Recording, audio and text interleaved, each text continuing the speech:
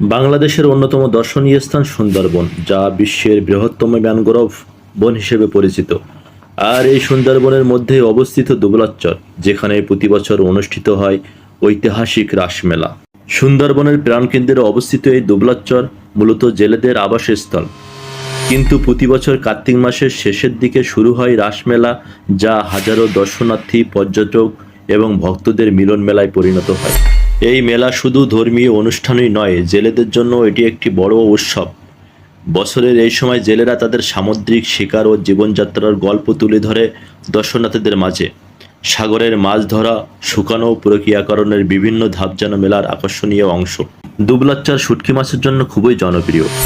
বছরের এই সময় জেলেরা সমুদ্র থেকে নিয়ে আসা মাছ শুকিয়ে তৈরি করে নানা ধরনের সুস্বাদু শুটকি, যা শুধু দেশেই নয়, রপ্তানি হয় বিদেশেও। এখানে পাওয়া যায় শুটকি তৈরি করা নানা প্রজাতির মাছ,